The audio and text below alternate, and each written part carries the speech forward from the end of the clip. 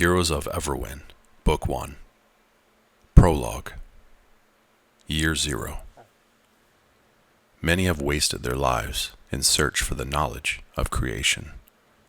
Where did everything come from? How did life begin?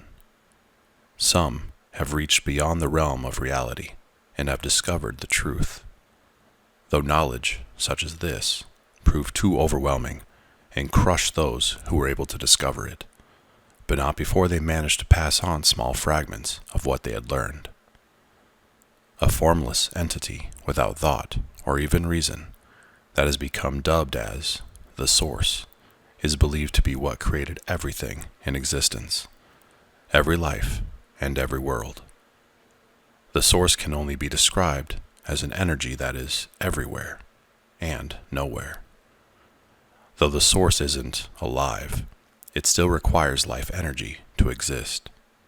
But what is life energy? Nothing can exist without it.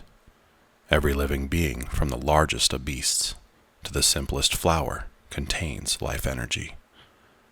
This energy is spread throughout the cosmos and is contained within each world as well.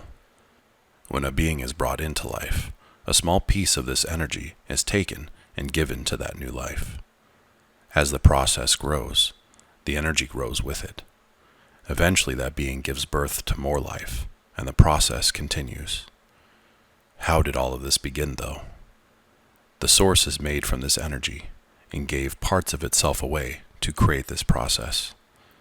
This energy manifests itself into the physical realm, creating stars and planets. Within these systems, the energy was used to create life that would grow this energy and reproduce to create even more. Eventually, though, all life comes to an end. Once a being has died, all of the energy it had accumulated over its lifespan is returned to the planet from which it came. This energy is then split apart and melded with the energies of other beings, and then is used to create even more life. In time, even the planet itself will die along with all the stars in the galaxy, and in time, all that energy will collect and once again return to the Source. The Source gives off a small portion of itself, and in return, life is allowed to exist, and one day return a greater amount of energy back to itself. So, is life nothing but food for the Source? Perhaps. Many would hope for a greater purpose to life, but the reality isn't necessarily so glorious. While this may be the truth, it does not diminish what life is and what can be done with it. Life is a great gift that should not be wasted.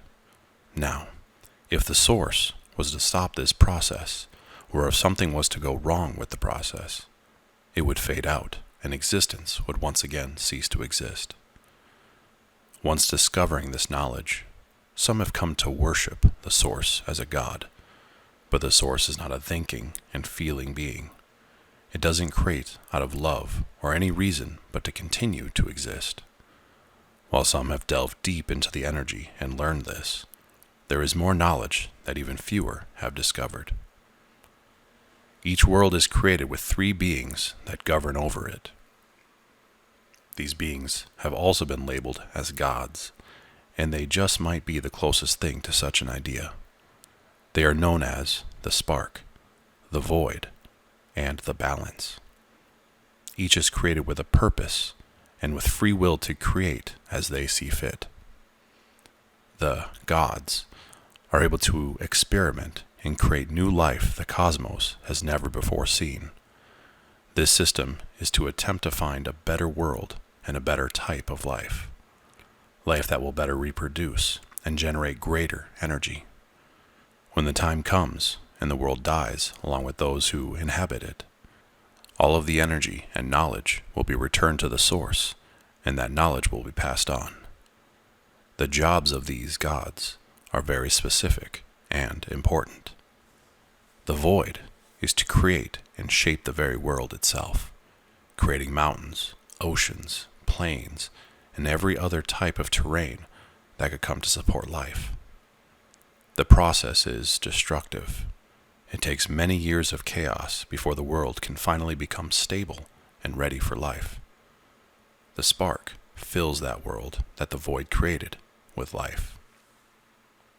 Plains of only dirt become forests. Empty oceans are filled with untold amounts of sea life. Even the air becomes populated with various creatures. These beings start off simple and grow, adapt and evolve, becoming smarter and better suited to live longer and reproduce more.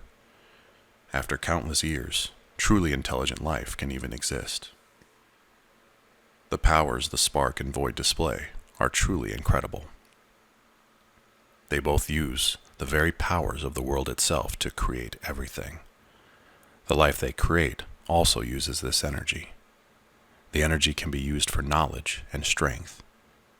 It can be used to build and create. It also can be used to destroy.